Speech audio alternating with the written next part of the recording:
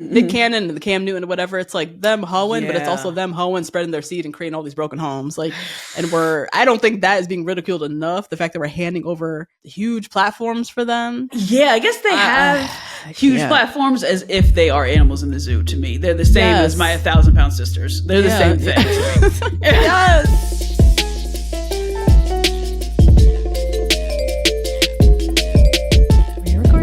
Recording, everybody. Hello. What up? Welcome to Two Black Girls, One Rose. Where together we'll uncover what we can learn about modern dating, love, and relationships from popular television. I'm Natasha. And I'm Justine. And Aiden was really set up to be such a good guy, in stark contrast to Big. Yeah. Ooh. He comes in like this savior, perfect, treats her with respect. You know, he values her body, doesn't want to sleep with her. Like, so starkly different than Big, who just seems like this evil monster. I never thought about him in that way. It's like so opposite to Big. To Big, right? Whoa, I never thought about that. That's crazy. Yeah. I feel like I haven't watched this season in so long. Like, yeah. This, Aiden, the introduction of Aiden, like I know Aiden like, later, but like the introduction of Aiden, I just don't remember any of this. But yeah.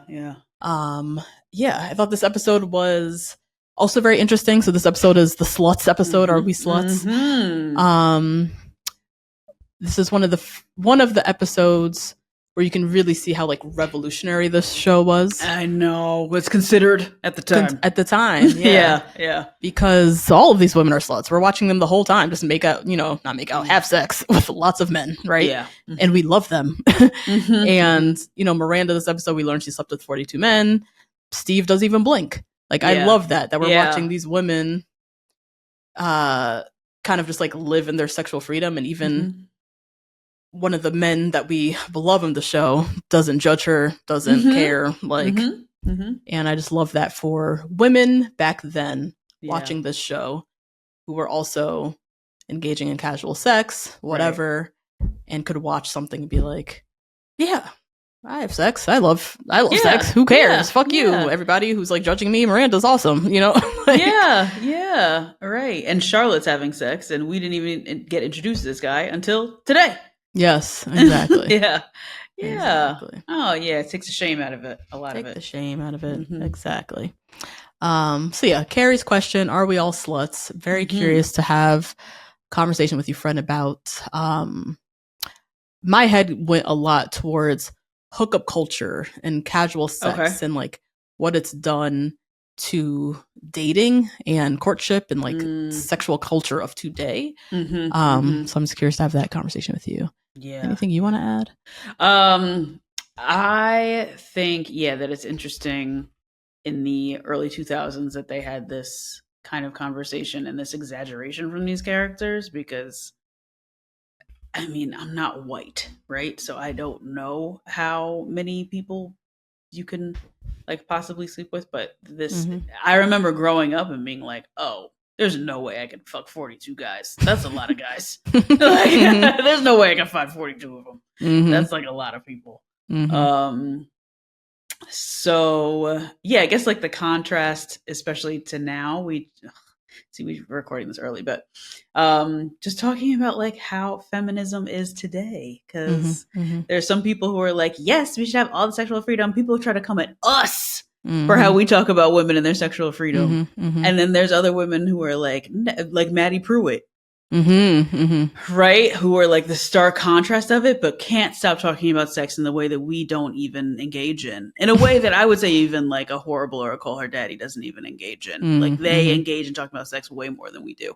Yeah, for sure. Yeah. Maybe what is a slut? Maybe that's what I'm interested to talk about. What is a slut today? Yeah. Would love that. All right, guys, before we dive into the recap, we're going to continue our walk down memory lane. And we got to talk about the challenge, CT and DM. Oh, one of our favorite couples of all time. Once a year, I watch this recap. Do you? Once a year. I feel it's like 31 minutes long. Oh my God, no. Straight sobbing. You'll sob. I feel like I've avoided, since she passed, I've stayed out of it. That's a long time ago. Which was a long time ago, but my heart can't do it because their love story was so, I know. It was just everything. Yeah. So we're going to talk about CT and DM if we can, if our hearts can make it through. Literally, yeah. If you want to listen to our pre-show, if you want to watch us on video, if you want to listen to this episode without ads, if you want to join us for Two Black Girls Watch, got to join the party over on Patreon. Sure do. Head to patreon.com/2blackgirls_1rose. You can try it a 7-day free trial as well. And shout out to the Rose Garden. Love you. Love you guys. All right, shall we dive in with these ladies? Yeah, these other ladies. Let's do it. Okay, so this episode is called Are We Sluts? So Miranda, we'll start with her. Miranda has tested positive for chlamydia. And she don't know who gave it to her. It's the first time I've been tested, so it could be any number of guys, which is what I said to my gynecologist. And frankly, she seemed a little judgmental. Out here. That's how it happens. Yep.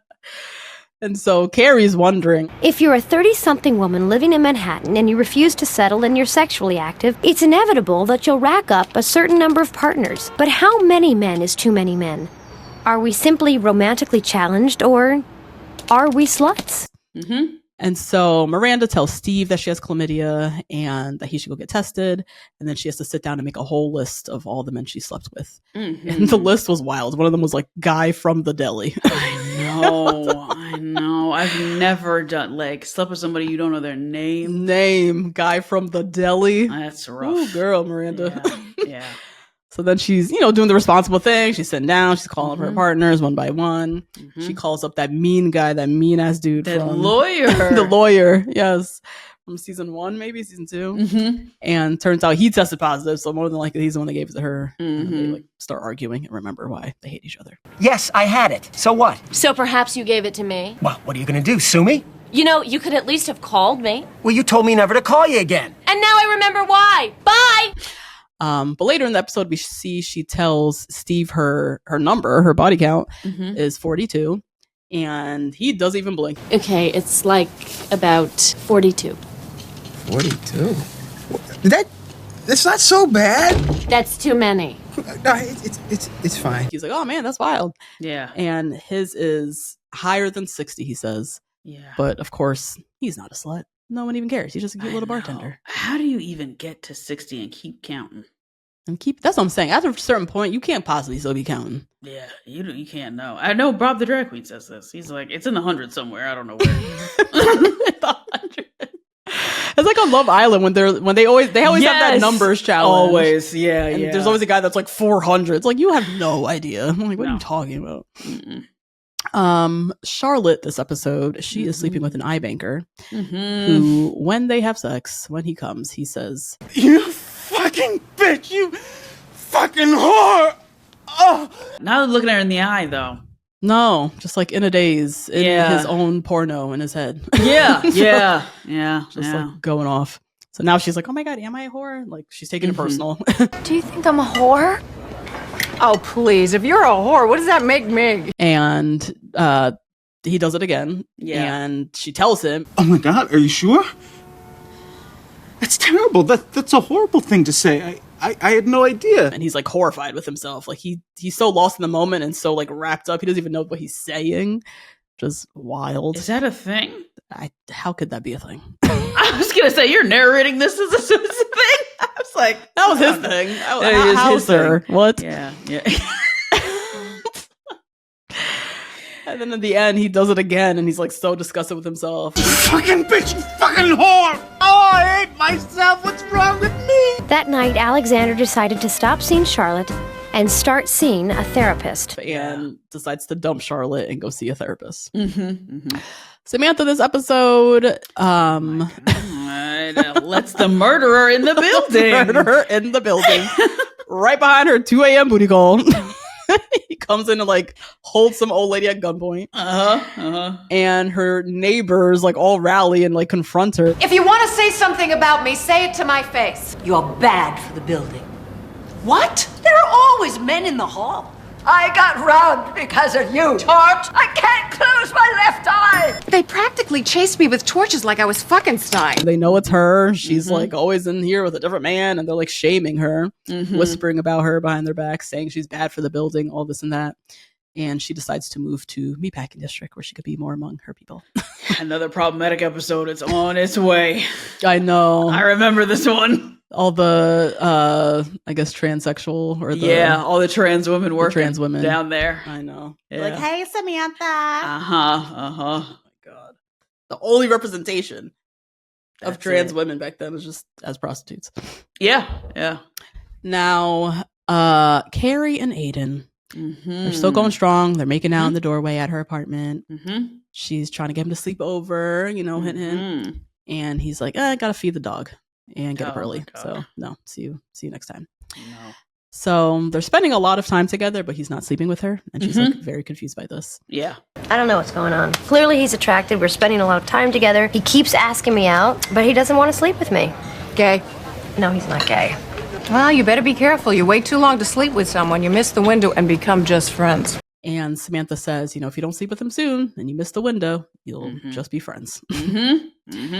So Carrie ends up confronting him as to why he's not sleeping with her. And he says, I do want to sleep with you. But I've been down that road before.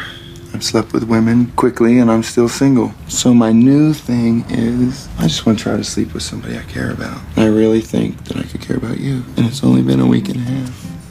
Don't people date anymore? That in his past, he is used to sleeping with women quickly. It hasn't worked for him. He's still single. Yeah. So he's trying to move a little differently and only sleep with people he cares about. And he feels like he's on that path with Carrie. Which he could have said without her asking, but that's fine. Yeah. Also, he says it's been a week and a half. Like, can we just date? God. Do people just date anymore? Damn, Carrie. That shamed her in that moment. Like, you whore. Did. Like, Jesus, you can't just like hold it in for a second. Like, jeez, you have to add all that. Oh my God. So Carrie, of course, is now starting to wonder, like, damn, is modern day romance just like dead? Like, it didn't even occur to me that he was maybe like wanting to romance me. Romance! I'm telling you, it didn't even occur to me, which is so depressing. Is that what 13 years of dating in Manhattan does to a woman? I was just like ready to just give it up. Like, fuck. Yeah. So now Aiden comes over again and she's still confused. Sometimes she feels like his friend. Sometimes she feels like a girlfriend. Like she kind of feels like he's giving her mixed signals. And he does surprise her with a bubble bath. So like, there is romance. He is thinking of her as more than friend, obviously. And then we kind of end the episode. They go on a little jazz date at Blue Note. And he finally tells her he arranged for his neighbor to watch his dog and he's going to spend the night at Carrie's and they obviously have sex. Yep. And she says, she's no virgin, but she's definitely in virgin territory. Like sleeping with someone and it actually means something. It's special and it means something. That's sad. That's sad, Carrie. Yeah. Damn. Considering what they're looking for, that's sad. That's sad. That's true. They're always like on the hunt, dating, trying to find a man. And like, this is the first time in a long time, it seems, that you've slept with someone and it actually meant something to you. And to both of them openly, which I think is the difference between her and Big and her and Aiden, right? Yeah. With Big, it only meant something to her. Yikes. Anyways, let's get into this discussion.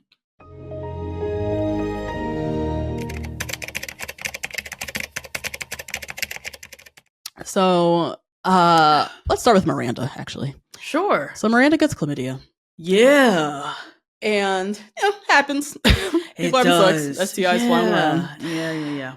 And chlamydia is curable. In like a week. I remember my friend from London got it. Okay. This is like the one that you'll be fine. Yeah.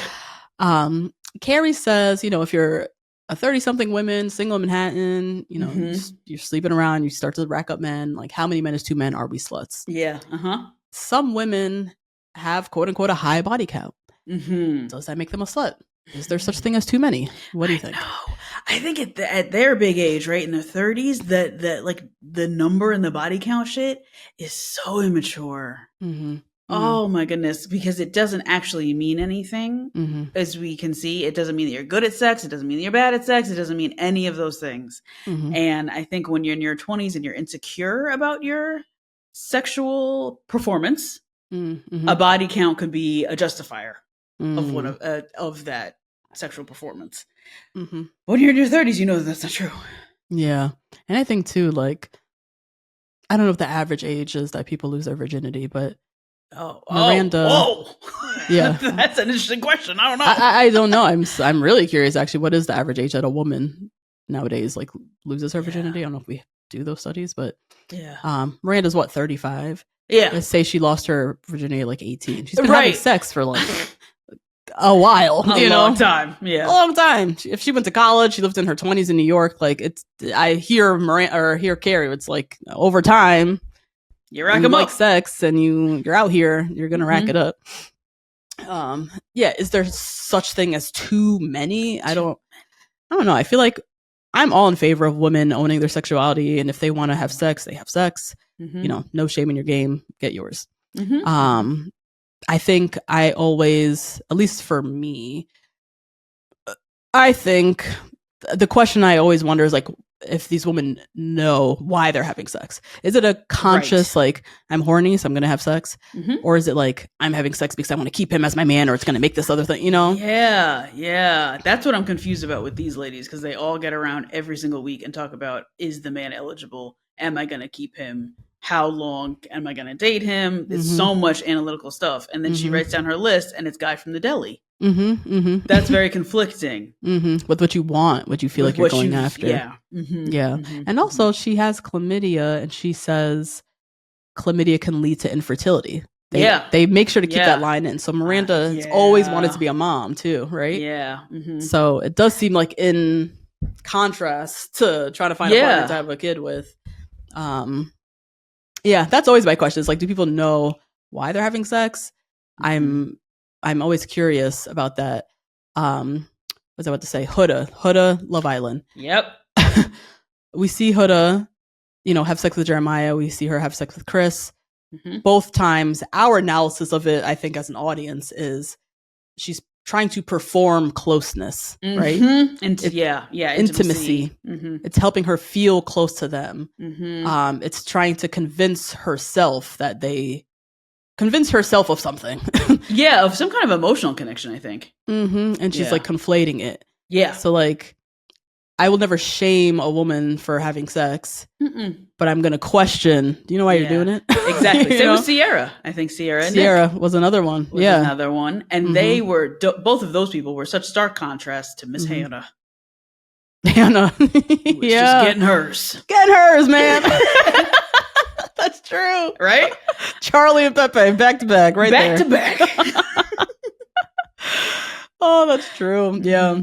Yeah, I think if there's like this underbelly to it, which there usually is if you're immature, if you're young and immature, you're insecure, like there's usually this underbelly. You're using sex for something. You're hoping it's going to give you something or whatever. Yes. Yeah. And that's where it feels like unfortunate, or it makes me think like, I mean, do you really want to give this many people access to yourself? Right. When you don't even know why you're doing it. Exactly. Are you enjoying this for like the moment that it is, or are you hoping that it gives you more than what it's supposed to give you? Yeah. So, I don't think there's like, back to the original question, is there too many? I don't think there's too many. Like some would say prude. My number is very low. Oh, yeah. I don't think of myself as better than Miranda, with her number being 42. That's her life decision. I hope she's okay with it and she feels good about it.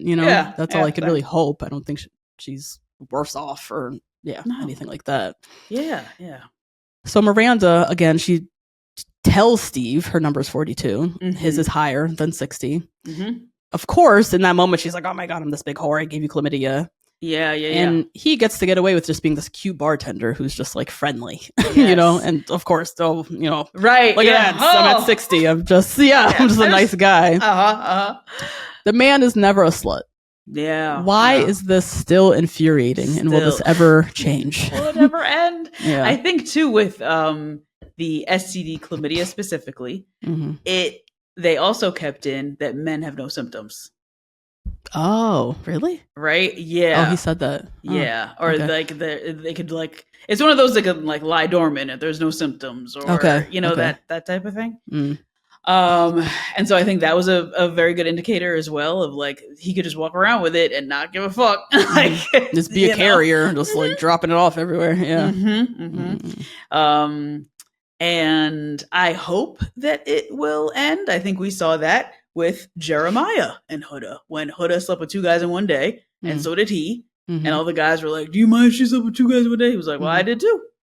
Oh yes, yeah. So what am so I? Who am I to judge? Who am I to judge? I can't have an opinion. Yeah, which I thought was really nice. That was really refreshing to see. It was, yeah, that's true.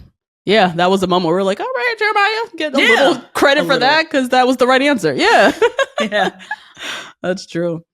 Yeah, we live under a patriarchy, so it's I think this is just is what it is. It just is. Sucks. And I think Carrie's line. I think it was Carrie's line. She was narrating. He's not a slut. He's just a good kisser. She said that. Yeah. Right. She said that like men are praised for this animalistic nature of going after as many lionesses as possible. Yeah. When women are supposed to be, Madonna whores. Right. Yep. Pure and virginal. Virginal. At least publicly, but they can, keep behind closed doors. But yeah, it sucks. Men, like, a woman's value is very much attached to her pureness, her cleanliness, virginity, whatever the hell. Yeah. Ooh, cleanliness. Oof. Yeah. Even that, like, she's dirty, a dirty whore, a clean whore, and so clean whore. That doesn't exist. And so, men dock points, from a woman. They look at a woman as devalued less than if they find out she's had a lot of sex. Yeah. And that's just the way of the patriarchy is, a woman with agency over her sexuality is an affront to the patriarchy. It's a literal, like, antithesis to men owning us is really what they think in their heads. Right. Yes. The ownership of our bodies and what we do with it. Yeah. Exactly. So I don't think it will ever change, like, that a woman with a higher body count will ever be seen as, like, equal or, like, fine, and a man, the opposite, will be seen as a whore. Like, that's just never going to be a thing. I know. Yeah. You even see it when male guests come on female podcasts. Some of the time I'm thinking of Harry Jowsey on everybody's podcast. Harry Jowsey, he is a literal man whore. He's the definite, but even worse because it's not even for money. He's just out here. He's just out here, man. Oh my god! And is that for money? He's having OnlyFans. I think he did. have an OnlyFans. He should. But he should. It really just do that. He's just podcasting of all things. So just do OnlyFans. Please. Oh my god, it seems so much easier. Yes. The microphone. What are you doing? Oh, but he's praised. Yeah, now he can have a voice, which is something that he actually doesn't have. Right? He doesn't have like an informed opinion, a voice, a unique narrative, a unique anything, but he is signed at a contract in a studio every week podcasting. Melinda was shamed for making out with him. Oh my god. Right? And like talking dirty behind the back and like doing the whole thing, was shamed endlessly. And now does like beauty campaigns. She moved into the beauty space, which makes sense because she's beautiful. She's gorgeous. Yeah. And I'm glad she was able to pivot. Yeah. But she doesn't have a podcast. She doesn't have a respected voice. Right. That is crazy. They handed him a microphone. He has a voice. You know who did? Yeah, we know. Just making sure. Yeah. Oh yeah, we know. Oh my god, that's crazy. Another thing this made me think of too is how men can just like get away with this being whores, and women it's like never, can never live it down. Men have convinced themselves, and I don't know, is this a biological thing? I don't know. I feel like I don't even know if the truth behind this now. How men, they're biologically they're supposed to spread their seed. That type is of thing. What they all say. They not only say that, they say it as if it's as important as birth. Yeah. They say like it's their mission, their purpose. Our mission, our purpose to spread our seed is as important as like you being pregnant for 9 months and giving birth. That was one of my questions for you. I was like, is this animalistic nature of men and their quote unquote like reputation for wanting to sleep with everybody? Like, is that something now? Because Carrie has that as an indicator if Aiden likes her or not. Yeah. And same with Samantha. Samantha's like, you better watch out because he probably doesn't like you. Yeah, that is a thing. It's important, right? It is. If a man is not jumping your bones, like he's not into you, Yeah. That's what has been drilled into our heads and men as well. Like they will want the woman that they want to jump their bones. Like, right. I mean, I think there is some truth to that in some sense, but there is, right? Yeah. But this idea, like the validation of them getting to sleep around as like, this is biological. I'm supposed to be spreading my seed. Like, is like crazy. Like Nick Cannon. Think of Nick Cannon. Nick Cannon. What's that other one? That weirdo with the fucking weird hats? Future? No, Cam Newton. Cam Newton. Yeah. I find those men disgusting. I do too. I think they should be, they should have vasectomies, involuntary ones. Yes, after a certain rate because they have like 15, 16 kids. Like, I think they are disgusting. And not at all because they have a lot of sex. No. Do you? But the fact that sex is producing dozens of children. Yeah. Who we witnessed Nick Cannon not able to name. Yeah. And we continue to give these people platforms. Harry Jowsey has this microphone. Nick Cannon has just started a podcast too with Dr. Viviana. Oh my God, Dr. Viviana? No, Dr. Sorry, the one from Married at First Sight, the old one from Married at First Sight. Yeah, she's on there. Nick Cannon? She's like one of the experts. Yeah. Oh my God, get me out of here. Get me out of here. I know, right? How is he God. capitalized now on the fact that he's such a whore? Like we don't ridicule and shame him and Cam Newton enough for them essentially being whores. I don't think so. I don't think so because we're handing them millions of dollars. We're handing them contracts worth millions of dollars, knowing that that's what they do in their personal lives. That's fucked up. And I don't think a woman. I don't think it's the same. I don't look at. We talk about it all the time. Horrible decisions. Horrible decisions. I'm also thinking of Kristen Cavallari. Now we're bringing a race element too, right? Okay. It's getting meta. Yeah, Kristen. Her whole podcast is based on her sexual escapades. On Hohen. Yeah. And I live for it because I live for that woman. I love her. But that's her platform. That's her whole platform. Hohen, right? Yeah. And she has a TV show out of it. She's got like a pretty solid platform. She spun it into something for real. And she's really honest about it too. She goes on What Happens Live. That's all the questions. Yeah. All the questions for her, like from her past escapades, who you slept with, who's most recent, what'd you do with him. Like good for her, yeah. I know. Good for her. But yeah, I don't know. I think it's kind of conflating now, but Nick Cannon and the Cam Newton and whatever, it's like them hoeing, but it's also them hoeing, spreading their seed and creating all these broken homes. Like, and I don't think that is being ridiculed enough. The fact that we're handing over huge platforms for them. Yeah, I guess they have huge platforms as if they are animals in the zoo. To me, they're the same as my 1,000-pound sisters. They're the same thing. Yes, right. Yeah, but that's still eyeballs. That's still attention, and that's still economy. At the end of the day, it's still they're still a good investment if you're a podcast network. Yeah. It's capitalism just winning out. It's capitalism, yeah. Oh my God. He's championed. He's not a hoe. He's just championed. Yeah. I think that's Shannon Sharp too and Ocho Cinco. They are the two hoes on the mic. Hoes, man. What happened to Shannon Sharp? I forgot about that. They got in trouble. Well, he gave that girl $23 million. $23 million. You want to talk about a hoe winning? Wow. Wow. She announced that next day. She was like, I'm retiring from OnlyFans, you guys. Watch this space. Keep up with me. Watch this space, girl. Please. So she's 19 and retired. 19 and retired and a millionaire. And his old uncle couldn't just couldn't just keep it together. And now he gets shamed. That is one hoe that gets shamed. He's old and nasty. That's why too. Oh, and she was like 19. He's like in his 50s. It's disgusting. Yeah. But now people are bringing up so much stuff about him. Like he had to pay $23 million to this girl, but gave his daughter a cap on her wedding. Like it better be $20K or else. Oh, you just got to find the rest of the money. I'm not doing this with you. What? Mm-hmm. Oh my God. Yep. I can't. I cannot. So that's a hoe that gets shamed at least. At least one. At least one. Yeah, we'll take it.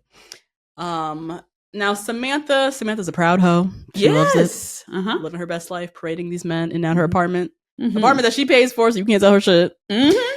And we see her facing judgment from her older neighbors, right? Who are attempting to shame her, attempting to make her feel like shit about it. Yeah.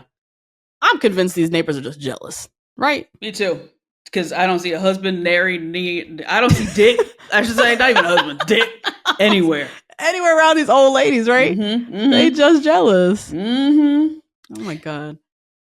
I would love to see this exact story repeated on And Just Like That. And the ladies judging are the ladies now. Oh. Huh. I would love them to resurrect this. I mean, they turned Miranda into a Karen, so this seems fitting that she would be on the flip side judging. But it wouldn't make any sense because, like, by that age, 35 in the show with a body count of 42. Yeah. And just like that, her body count must. Oh no! I guess it ends with Steve. Or it no, ends. No. She got the none now. Now yeah, 40, she got 44, a couple at least 44.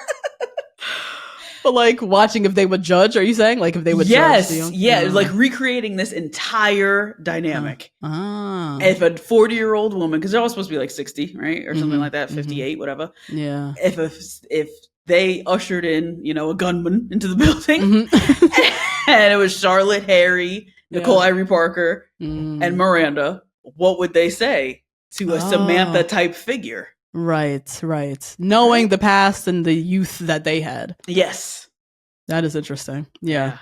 Because when I think about the old ladies in the show, and I first thought, I'm like, they're just jealous, right? They wish they could have. They wish they could be Samantha. Yeah. Or they wish they were Samantha, like when they were her age. Yeah, I wonder if they were to recreate it with And Just Like That, if it would even make sense for them to shame them because they have the youth and the sexuality that they have, right? That they had, yeah. Because I even now at 35, I'm starting to see like, what are you kids doing, right? I'm starting to think those things about like Tate McRae and Addison Rae and all the rest of these people. I can't even keep track of them. But I'm like, you know what? I used to listen to Britney Spears. We knew she wasn't singing live ever. I don't know if we've ever seen that lady sing live. No, please. I don't know what her voice sounds like without auto-tune. Exactly. No clue, right? And so I can't sit here and be like, why are you listening to that? Like, I know exactly why you're listening to that. I still know the I'm a Slave for You breakdown dance. Oh, God. But I would just love to know if those ladies are kind of reflective. Those characters, I guess. Those characters, yeah. I wonder, the boomers who were running around topless at Woodstock, hoeing. Yeah. What do they think of OnlyFans girls? Thinking of OnlyFans girls, yes! Are so true. Are they jealous because those girls do it for money and they did it for free? For free. Because I'd be mad. That's fair. Right. I that's fair. Or are they like, right on, ladies? Like, this is what I fought for. Like, yes. So curious. Yeah, me too. If Drop down the comments. Woodstock, please let us know immediately. Please. You identify as a hoe who is 50 or 60. Yes. Even Studio 54, if you were snorting coke next to Andy Warhol and Diana Ross, you let us know if you are like disgusted with people doing bath salts. At the, wherever. Oh my God. Or like whatever people, ketamine's another one that like people are doing. Like baths. I don't think you can do bath salts recreationally. I think bath salts are like jumping off. Weren't those the people that were eating each other? Faces. Yeah. Oh my God. That was more Floridian than anything. Like Florida men and women doing craziness. Yes. But people doing drugs, going crazy at the club, and we see a lot of cocaine. We've seen a lot of cocaine in New York City. What do you guys think? What do you think? The people partying? Because I don't know. What do you make of it? When you see girls out and they have on their sneakers going to the club. Because I'd be jealous of the girls wearing sneakers. Absolutely. These kids, they can wear anything. But aren't you? And even, when you go on vacation, tropical destination, everybody's in outfits that they ordered for $4.80 on Shein, right? I so desperately wish I wouldn't have to wait till the express sale. I know. To buy a cute little 2-piece outfit, wait for it in the mail, do the whole thing. I know. Don't you look at them and you're like, you better go ahead, girl. Right? I guess, yeah. Right? I always do. When I went to Aruba, I was like, girl, you better go ahead, girl. Every last one of them. I know. Any girl looking great, working her little $2 outfit, looking cute. I'm always here for it. I'd definitely be mad when I see them wearing flats. I'd definitely be so mad. Really? Because girl, I'm happy I still have ankles. The level of heels that we were wearing and the frequency at which we were wearing them. Friday night, Saturday night, Sunday, like, and they get to wear Air Forces into the club? Oh no. And still get it for free. Yeah. And still get it for free. That is nuts. Anyways, Aiden won't sleep with Carrie. Yeah. Samantha says, quote, if you don't sleep with him soon, you'll miss the window and you'll just be friends. Is that true? A window? Is there a window with which you got to catch a man before he friend zones you? With your pussy? Yeah. I have never been here. I don't think this is true. I have never been to the place where I have had to put on the Jessica Rabbit on the side of the door in order to know if you like me or not. I've only been hounded and hunted. You know? Hunted, Jesus. Yeah. Yeah, this doesn't make sense to me. This window. Because it's like, I'm trying to think. I don't know. I think men are super simple. I think it's not like the window closed and now you don't have a vagina anymore. Okay. You know what I mean? She's acting as if like the chance of him ever is going to be gone forever. No. Yeah. Can I give an example? Sure. So when I met my husband, we were at work. We were in the office every day. We were meeting all the time. I was to some extent doing some hunting and seducing and hunting. And I didn't know if he liked me or not. He, after we got together, was like, duh, I liked you. I was spending all that time with you. I just didn't want to date anybody at work. I obviously am the opposite. I just date everybody at work. That's what work is for. But I did not know that. He never told that to me. Okay. I thought I was friend zoned. Right? So I see kind of now what Samantha's saying. Okay. If you don't give it up, if you don't like express it, if you don't like, then you could fall into this friend zone business and then it'll take a pandemic to get you out. Which is what happened to me. Yeah. I think it just puts the pressure on the woman to then how to like tease it out and make it known, you know? I don't think the guy, and I don't think it's real. The guy just like, you're in the friend zone now. Like, right. No, I think it's just, there's more pressure on you. Right. To speak up and make it be known, you know? Which we see with Carrie. Carrie, you know, makes it very known. And he then communicates and says, it's not that I don't want to have sex with you. Like, it's, you know, XYZ. Yeah. I could see this happening more in the reverse with women. Same. I think this is more true for women. Yes. That if we just kiki and hang out as friends long enough, I'm just going to not see you in a sexual way anymore. Right? It's like Nicolandria. What do you mean? If Sierra had been booted out that villa, then who knows? Landry would have just put him in the friend zone and never taken him out. And we saw her struggle to like see Nick in a way. Absolutely. Yeah. So it can definitely happen. But I think if the attraction is there, it's there. It's almost inevitable that you might like, let's test it. Let's see. Yeah. You know? They both say how foolish they look after that soul ties kiss saying this. They both acknowledge how ridiculous I was. Yeah, exactly. So yeah, Samantha, I don't know what you're talking about with this. Now, Aiden, you know, his explanation to Carrie is he wants to take his time, right? He said it's only been a week and a half. Don't people date anymore? Like, and I felt him on this. I do think hookup culture, casual sex, this whole culture has done a number on our abilities to recognize romance, to value romance, to court each other. Yeah. Like, I think it's kind of just like flattened it all. Yeah. And yeah, I just feel like nowadays sex is assumed to be on the table during the courtship phase. Wow. It not being on the table is almost like you're like one of those girls. Like, you know what I mean? It's just kind of by default, of course, there's a possibility that we could have sex. Right. Yeah. So what do you think? Yeah, I've always thought that if it wasn't explicitly said by like some sort of religious motivation, that sex is always on the table. I've always thought that. That's the assumed, Yeah, but now seeing how it's so confusing, seeing how we're in this real life romance drought. People are complaining about dating more than ever. People are having less sex younger than ever. Yeah. People are more afraid of having sex more than ever, especially the young ones. Yeah. And then fertility is at an all-time low. You saw that? Girl, because that's because teen people aren't getting pregnant. They're having sex, and they're not. Yeah, they're not getting pregnant, and it's just everything has changed. We're in unprecedented times. Yeah. I think in a great way. They're trying to like rebrand that as bad, but it's like no. I think it's I think it's great for women. Yeah, absolutely.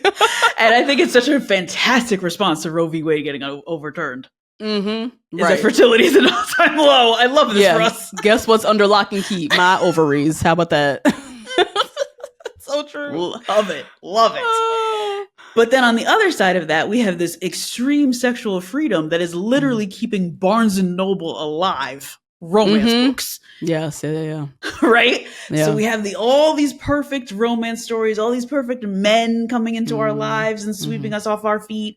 All these characters that you miss when you're not reading the book, like these delicious love stories, right? So the standards are higher and nobody's meeting them. Right? God. And so it's so confusing for people who want to have sex. I think they like don't know how to get there because these girls are reading these like idealized men written by women, which is now like a compliment, right? That's like what people are calling Nick. Like, he's written by a woman. He's written by a woman, right? Yeah. And then we have like the rest of them who are just like doing their best in this like really crazy, like how men are doing nowadays. They're doing a little crazy. I think it's very confusing and conflicting. Yeah, we're missing each other. We're all missing each other more than ever. We are on. It's different than Mars and Venus. It's like the whole universes that we're away from each other. Yeah, we're missing each other. And then also like courtship is just different now. Courtship to me is just different. If like, for instance, I'm thinking again, Love Island Sierra. One of the reasons I was so mad at Sierra was she was giving it up for Nick wasn't doing shit. I know. That was pissing me off.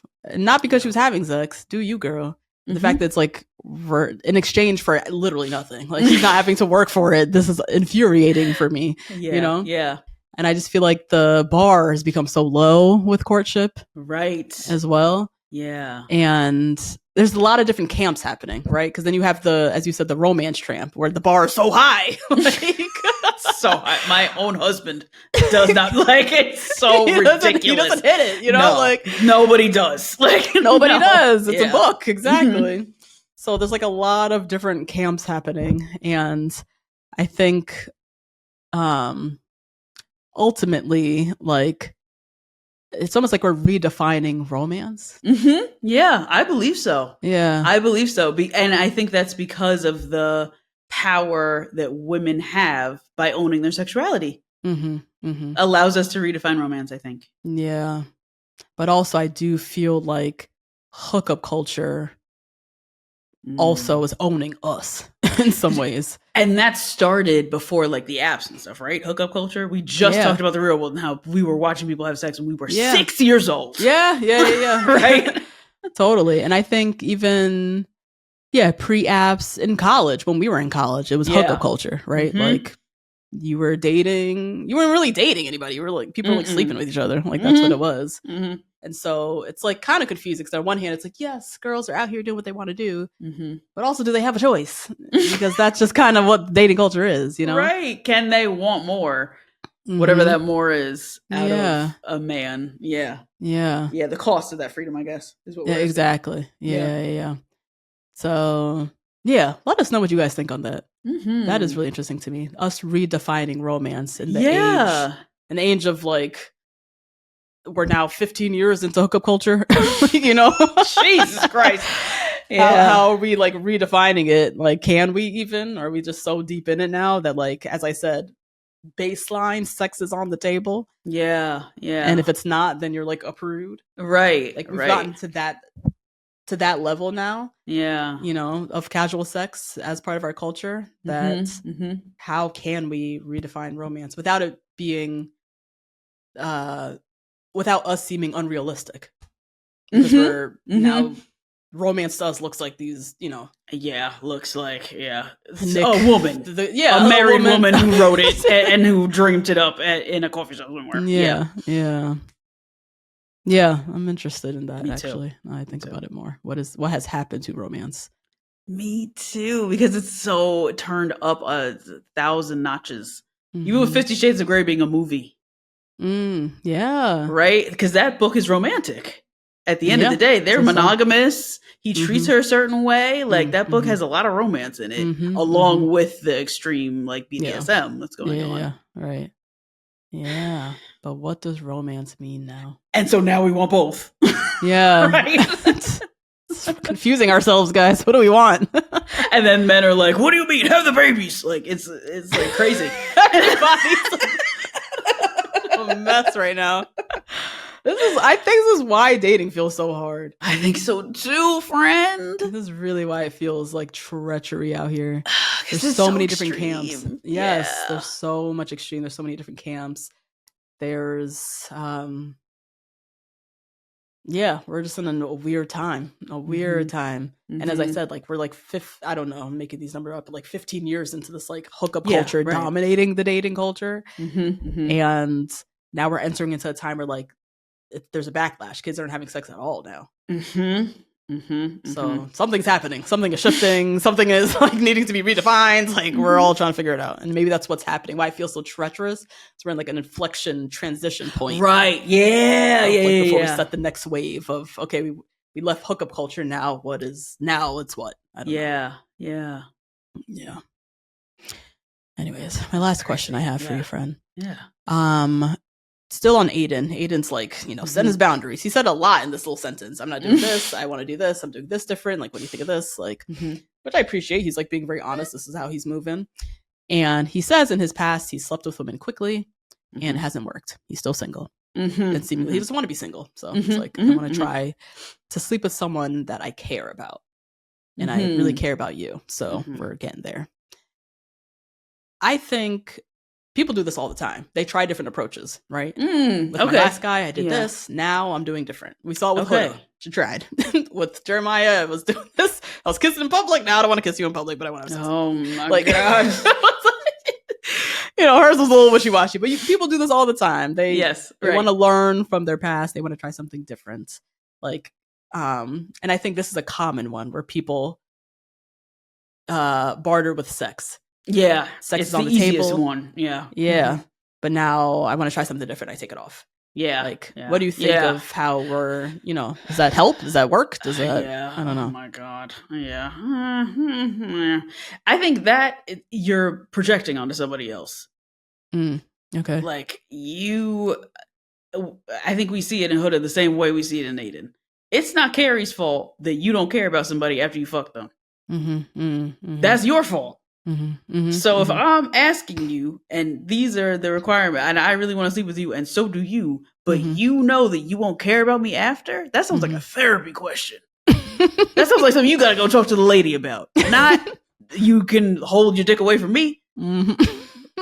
Right? And same with Chris. Like, it's not my fault that you kissed Jeremiah in public and then you got publicly shamed. Yeah. Bang Natalie Imbruglia behind the doorway. And now I want to kiss you in public because that's normal shit. Yeah. And you're making me feel like a piece of meat. It ends up feeling like a punishment for the person that they're involved with. Exactly. Yeah. Which is unfortunate. I don't think it's wrong, though, that the person... You don't? I don't think it's wrong that... well, Huda, I don't know. I don't think it was wrong she was trying to create these boundaries. Like, you're allowed to... No. It just was confusing and it didn't make any sense. Yeah. But with Aiden, I agree. It could be definitely part of a projection. Like, it's your issue that you lose interest after sex. But I don't think that's wrong of him to like have that boundary. But it's unfortunate that it does always feel like a punishment to the other person. Yeah. Because a lot of women have that boundary. I had that boundary dating. I'm like, no, not until we're exclusive. Where'd that come from? Patty Stanger. Patty Stanger, no sex before monogamy. That came from a television show. A crazy lady who was still single, I think. I think she's still single. Still single in her 60s. Out here as problematic as she ever was. Ever. Like, oh my God, we should do hers too. We should do her best moments. We should. Those are really good problematic moments. Oh my God. Yeah. But yeah, and she was right. Obviously, it worked. But it's a projection. If I sleep with you, you won't care about me anymore. Yeah. Not necessarily true. It's a personal issue. It's definitely a personal problem. Yeah. I like you heard Patty Stanger. She told me, she set the tone for me actually as to how I moved with sex, my approach. Yeah. To keep sex on a pedestal, because giving access to just any old body for me was like, no, I'm looking for a partner. I'm looking for monogamy. That's the ultimate. You get that when we get there. No sex before monogamy. All the girls would scream it. It was so crazy. So yeah, I think people often do this where they try a different approach, and this is often the new approach that they're going to try. Yeah. Last time I was giving it up. Now, no. No sex for monogamy. Like that's the one. Now I'm not a slut anymore, right? Yeah. That's definitely it. And I think it's definitely worth a try.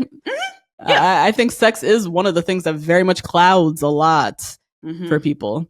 And so it makes sense that is the thing that people try to barter with. And the thing that a lot of times I don't know, don't quote me on this, but can see some success with. Yes. Too. Yeah, I think so too. Yeah. Because people want sex so bad.